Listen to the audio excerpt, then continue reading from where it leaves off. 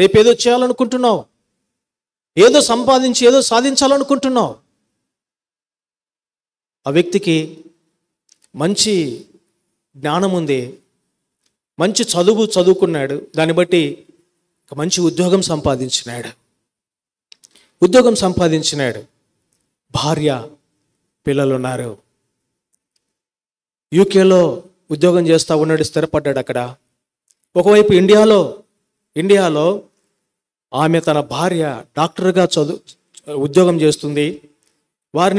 వారికి ఒక ఆడపాప, తర్వాత 2 ట్విన్స్ బాబులు కలిగినారు. 3 పిల్లల్ని ఇక్కడ చదివించుకుంటూ భార్య డాక్టర్గా ఉంది. ఆ భర్త, ఆ తండ్రి ఆ యొక్క యూకేలో సాఫ్ట్వేర్ ఉద్యోగం చేస్తూ ఉన్నాడు, వచ్చిపోతా ఉన్నాడు. తర్వాత ఒక ఆలోచన వచ్చింది కుటుంబానికంతా, నీవిక్కడ పిల్లలతో, నేను అక్కడ ఒక్కడిని, వద్దు, నేను అక్కడ అంతా సంపాదించిన, మంచి ఉద్యోగం ఉంది, లక్షల జీతం ఉంది, మంచి గృహం ఉంది, కారు ఉంది, అన్నీ ఉన్నాయి, కాబట్టి నువ్వు ఇక్కడ ఉద్యోగానికి రిజైన్ చేయి, పిల్లల్ని తీసుకొని అక్కడికి వచ్చే. సరే అనింది. ఒకరోజు వచ్చింది, ఆ స్టడీ అయిపోయింది. పిల్లలకు ఆ స్కూల్లో, లండన్లో ఒక మంచి స్కూల్లో అడ్మిషన్స్ తీసుకున్నాడు. తన భార్య రిజైన్ చేసేసింది.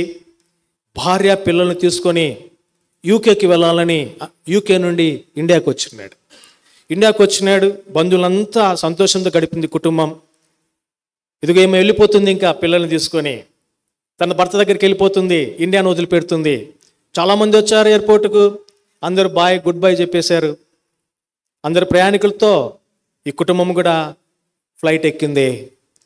అది 2025 జూన్ మాసం 12వ తారీఖు యూకేకి ప్రయాణమై వెళ్తుంది. అహ్మదాబాదులో ఫ్లైట్ టేకాఫ్ అయింది. వందల మంది ప్రయాణికులతో ఈ 5 మంది కూర్చొని సంతోషంగా సెల్ఫీ తీసుకొని అందరికీ పంపించేసినారు. ఎయిర్పోర్ట్లో బంధువులు, స్నేహితులు వెళ్ళిపోతూ ఉంది, ఫ్లైట్ వెళ్ళిపోతున్నారు అనుకొని సంతోషంగా ఉన్నారు. పైకి టేకాఫ్ అయిన కొద్ది క్షణాలకే క్రాష్ అయిపోయింది, విమానం కూలిపోయింది. అందులో ఈ 5 మంది కూడా విగత జీవులుగా బూడిదైపోయినారు. మానవుడు అనుకున్నది ఒకటి, దేవుడు తలంచింది ఒకటి. ఫ్లైట్ ఎక్కడానికి డబ్బు కావాలి.